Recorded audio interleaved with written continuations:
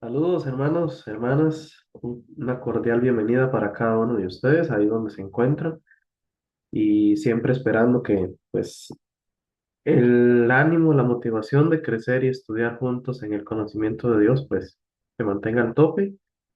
Estamos pues todavía introduciendo un poco lo que es el tema de las disciplinas espirituales, ya que, bueno, como hablábamos ayer, en realidad digamos que son hábitos que los damos por sentado, pero que tal vez hemos relegado, los hemos dejado como de, como que no son tan prioritarios. Como hemos estado hablando y hoy vamos a ver un poco más en el texto bíblico, en realidad son fundamentales para la vida de fe.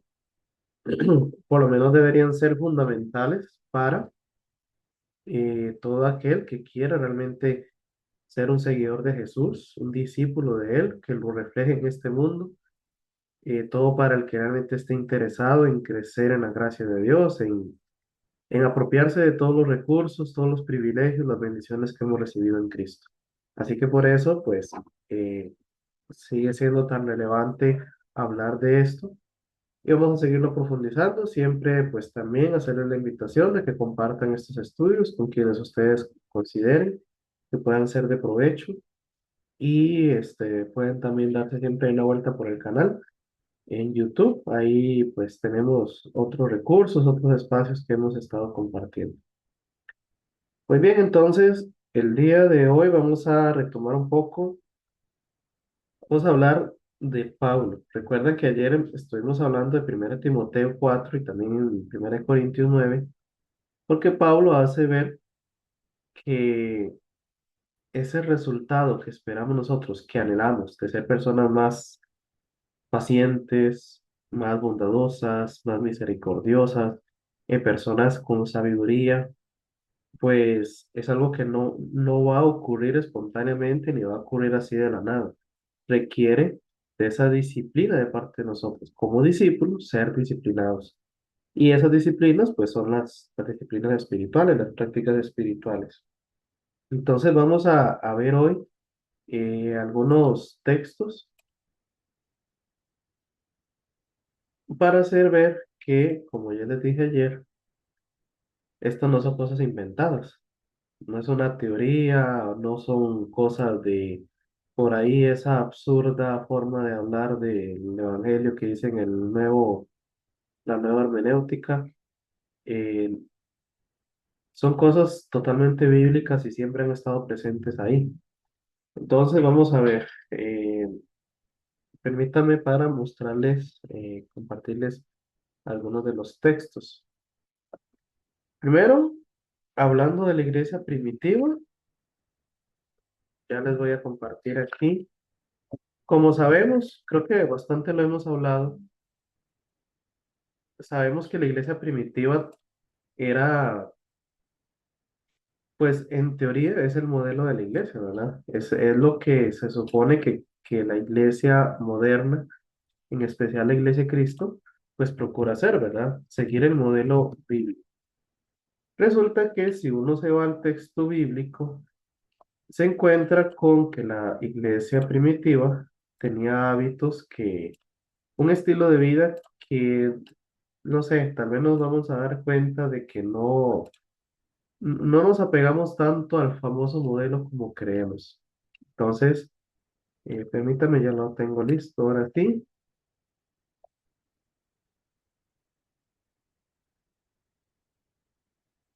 Aquí estamos con el software de logos y vamos a ir a Hechos 2:42. Entonces, aquí estamos en el contexto de hecho, vean el título de la Reina Valera el 60. Saben que ahí está, tan sagrada como consideramos esta versión, y ella misma tiene el título, La vida de los primeros cristianos. Si nos devolvemos un poquito, pues justamente en este capítulo es cuando Pedro hace su primer discurso evangelístico, luego dice que los que recibieron la palabra fueron bautizados y se añadieron aquel día como 3.000 personas. Y desde aquí veamos el estilo de vida. No son eventos aislados. No es algo que hacían o cada semana o algo ahí cuando les quedaba tiempo. Dice, y en la palabra perseveraban, creo que podemos entender que esa palabra perseverar implica una acción recurrente, una acción constante. Voy a compartirles aquí para ver cómo el análisis de la palabra. De hecho, ahora que lo veo aquí, la raíz de la palabra perseveraban, como sale aquí, está en el verbo ser. Vamos a ver aquí, incluso veamos en otras versiones, porque lo que quería hacer ver es que dice que ellos, o sea, el verbo aquí quiere describir que esto era parte del ser, esto era parte de su forma de vivir, era parte de su día a día. Voy a buscarles, voy a poner un poquito más sofisticado, vamos a verlo en el idioma original, porque quiero notar ese detalle junto con ustedes. Entonces vamos a buscar aquí. Ok, aquí tienen el Nuevo Testamento en griego. Obviamente no les voy a decir que lo lean, que tengan que saber leerlo. Les voy a explicar muy brevemente por qué esto es importante. Esto que aquí les estoy subrayando se leería como Eisam de Proscarterontes. Esa forma en que está escrito en el griego, en el español no se acostumbra, no se hace. Se trata del verbo estar, que es esta primera palabra, y luego la palabra que se traduce como perseverar. La forma literal que se podría traducir es y ellos estaban perseverando. ¿Verdad que en español suena raro, verdad? Por eso es que vemos que la traducción dice y perseveraban. O sea que lo pone directamente sin el verbo Amy, que funciona, creo que es como un participio o algo así. Entonces, pero en el griego esto tiene un objetivo. Y es que resulta que estar perseverando lo que quiere recalcar es que no era algo, no era una perseverancia como de que, no sé, por ponerles una idea, un ejemplo ahí bastante cómico. Digamos que uno llega de enero y lo típico, que el montón de personas se inscriben a un gimnasio. Y entonces, quizás el primer mes, pues van de lleno, muy seguido, todas las semanas, casi que todos los días. Pasa febrero y ya como que empieza a ser menos. Ya avanzamos a mayo y ya es de vez en cuando, tal vez una vez al mes. Pero si usted le pregunta a la persona que si está yendo al gimnasio, va a decir, sí, yo voy al gimnasio. Entonces, si usted le pregunta, ¿usted está perseverando en el gimnasio? Sí, sí, porque no lo he dejado. Pero es muy diferente decir que es una perseverancia de que, "Ve, pues lo hago cuando me acuerdo, cuando tengo tiempo, cuando tenga ganas, a una perseverancia de constancia. Y recordemos que estamos hablando de disciplinas espirituales. Y tal como lo hablamos ayer con el ejemplo del atleta, ustedes saben que un atleta que quiere ganar una competencia no se ejercita una vez al mes, sino que es algo regular, constante, posiblemente de todos los días. Eso es lo que nos quiere hacer ver esta forma en el griego, que los primeros creyentes, esas primeras 3.000 personas junto con los discípulos, se mantenían perseverando constantemente, muy regularmente, quizás diariamente, ¿en qué?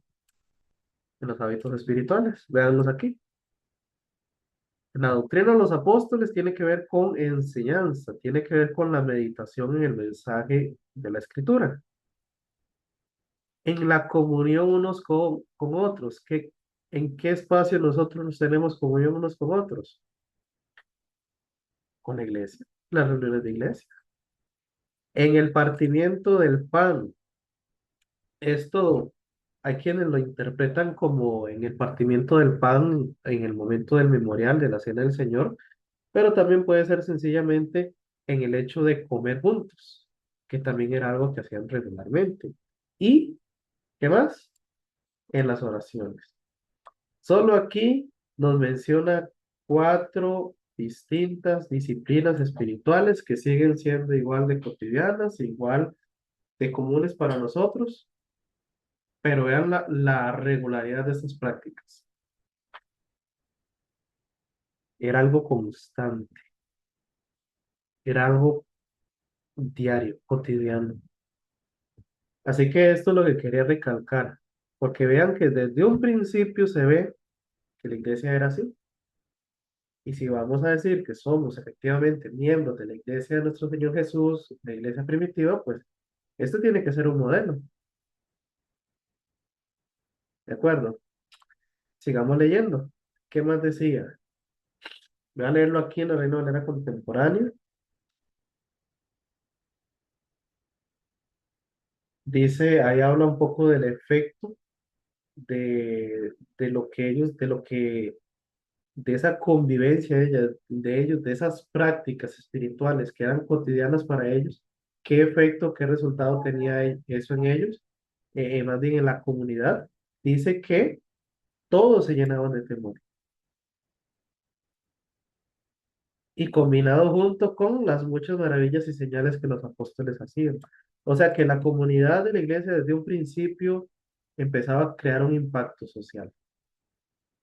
Y luego nos sigue describiendo más acerca de la dinámica de iglesia. Todos los que habían creído se mantenían unidos y lo compartían todos. ¿En qué clase de espacio es posible esto? En un espacio en el cual, como ya vimos, ellos perseveraban en la doctrina, en lo demás, ¿verdad? Bueno, Reina Valera contemporánea, los cuales se mantenían fieles. Vean cómo aquí trató de dar un poquito más la idea. Se mantenían fieles. Veamos incluso estas otras versiones, a ver si aportan algo. La nueva versión internacional se mantenían firmes.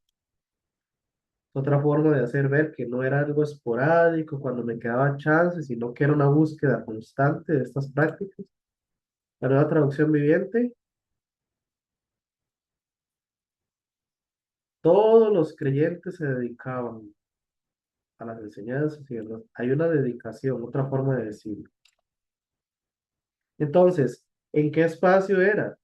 En el que ellos mantenían unidos y compartían todo, vendían sus propiedades y posesiones y lo compartían entre todos según las necesidades de cada uno. Y una vez más se refuerza lo que les estoy diciendo, son prácticas espirituales cotidianas, porque dice que todos los días se reunían en el templo. ¿Para hacer qué? Otra vez, disciplinas y prácticas espirituales. Partían el pan en las casas, o sea, comunión, lo que a veces se le llama ágape, tener un ágape, una convivencia, un comer juntos, con alegría y sencillez de corazón. ¿Qué más hacían ellos? Otra práctica espiritual se agrega aquí, alababan a Dios. Y una más, brindaban ayuda a todo el pueblo. Ya ahí llevamos 6 disciplinas o prácticas espirituales. Y vean que ahí nos hace ver que la iglesia las practicaba como lo más común, como lo más normal, como parte del día a día. Era su estilo de vida. No era algo secundario, no era algo que hacían cuando les quedara chance. Veamos que siempre el énfasis es constancia, perseverancia. Y en este contexto en específico, notemos que hace ver que son prácticas espirituales como iglesia. O sea, las prácticas o disciplinas espirituales, ellos las practicaban juntos. Vamos a ver que también la escritura nos hace ver que también las prácticas espirituales se practican, valga la redundancia, individualmente, pero siempre van juntas. Siempre las prácticas espirituales, colectivas e individuales estaban juntas. No había uno, como a veces escucha uno, de que no, es que soy solo yo con Dios. No, bíblicamente eso no tiene sentido. Nunca se ha pretendido que la religión se viva sola. Desde un principio la iglesia estaba unida con estas prácticas espirituales que les hacían crecer en la gracia de Dios. Muy bien, así que vean que ahí está pues claro y tendido el tema. No les estoy inventando, ahí ya la leímos textualmente. Veamos un ejemplo de prácticas espirituales individuales, ¿verdad? Porque ya ahí quedamos claros de que son prácticas espirituales que se hacían como iglesia. El mejor ejemplo posible de prácticas espirituales individuales, sin duda que es nuestro Señor Jesús. Y aquí vamos a ver algunos textos que nos hablan acerca de una de las prácticas espirituales que hace unas semanas ya les había adelantado, y es la práctica de la soledad y el silencio. Así que ya les voy a mostrar algunos ejemplos. Permítanme aquí, les voy a compartir una vez más en el software de Logos.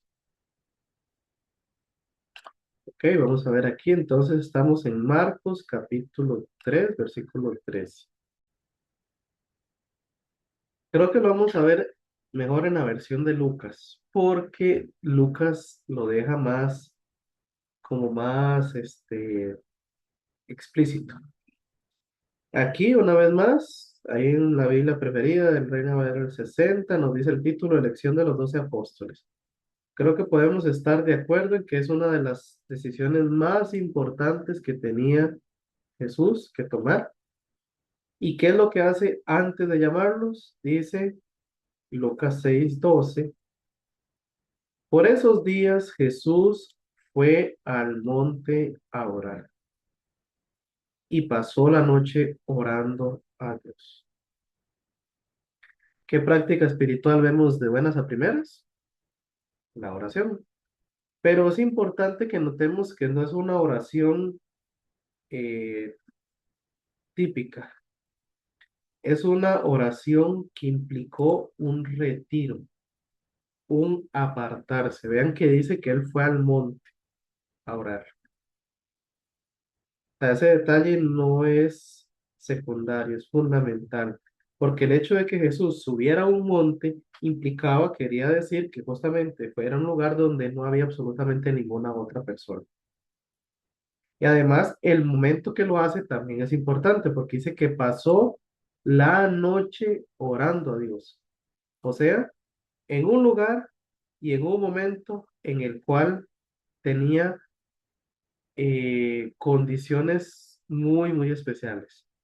Una era que estaba totalmente apartado de todas las demás personas y otra era que estaba en un completo silencio. Las bullas de la gente, las bullas de los animales, de los fariseos por un lado, que de los seguidores por otro, que los soldados romanos por otro lado, estaba totalmente aislado.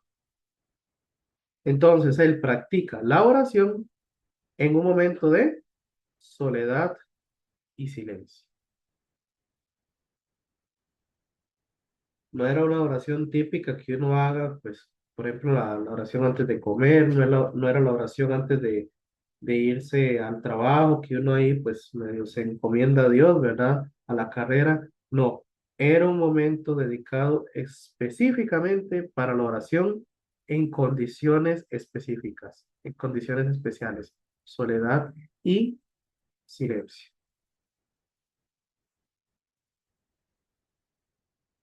Y como les decía, esto es algo que Jesús aquí Vemos que es en el contexto de el llamado de los discípulos, pero resulta que en la escritura nos atestigua que era algo que él practicaba constantemente. Vamos ahora sí otra vez a Marcos, nada más voy a mostrar los versículos así rápidamente.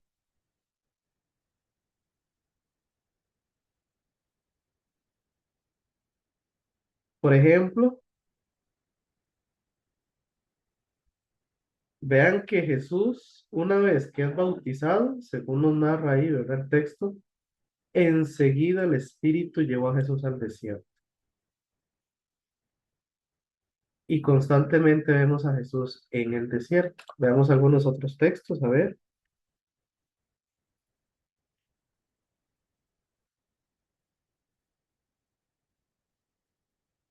Vean la instrucción que Jesús le dice a sus discípulos. Vengan conmigo ustedes solos a un lugar que apartar y descansen un poco. Otra vez que está buscando Jesús, está buscando aislarse, está buscando un momento aparte. Veamos aquí en este mismo versículo. Otra vez, miren, estamos antes de que Jesús camine sobre las aguas. Ya aquí nos dice que los discípulos subieron a la barca, se fueron a la otra orilla y mientras que él despedía a la multitud, refiriéndose a Jesús, ¿qué fue lo que hizo? Después de despedirlos, se fue al monte a orar. Su lugar preferido. Por ahí una película, si no la han visto, la recomiendo. Esa película llama ese lugar especial el cuarto de guerra. Ahí, ese es el nombre de la película, Cuarto de Guerra. Si la ven, van a entender que el peso que tiene entender esto. Para Jesús era el lugar especial donde él iba a tener una oración, no una típica, no una de salir del paso, una oración profunda, una oración íntima con su Padre. Y para poder tener esa clase de oración requería un lugar aislado. A veces era el monte, a veces era el desierto, pero siempre buscando la intimidad con el Señor. Así que si Jesús nos hace ver la importancia de estas prácticas espirituales, ¿por qué lo vamos a dar por menos? ¿Será que los necesitamos menos nosotros que Él? Y ojo que él siendo el Hijo de Dios, necesitaba la comunión con el Padre. Necesitaba esos momentos para hacer estas prácticas que le ayudaban a mantenerse en intimidad y conexión con el Señor. ¿Nos vamos a atrever nosotros a pensar de que son menos necesarias para nosotros? Espero que no. Bueno, ahí hemos visto un poco de este trasfondo bíblico, como pueden notar, eh, tiene todo el peso bíblico y pues también ya vimos que ahí están las prácticas espirituales en la escritura. Ya leímos por lo menos de seis. Así que vamos a seguir con este tema en la próxima ocasión. Espero les esté siendo de mucho interés y sobre todo pues motivando para que nosotros efectivamente nos apropiemos de esto. Oremos. Te agradecemos de nuevo, Señor y Padre, porque en ti hemos sido hechos salvos, hemos sido hechos hijos tuyos legítimos. Y también gracias, Señor, porque aquí, mientras estamos en esta tierra, no nos has dejado solos, nos has provisto de lo necesario para poder mantener una cercanía e intimidad profunda contigo y así poder gozarnos y deleitarnos a la espera de nuestro Señor Jesús. Gracias, te oramos en Cristo Jesús. Amén. Nos vemos en la próxima ocasión. Dios les bendiga y les guarde siempre.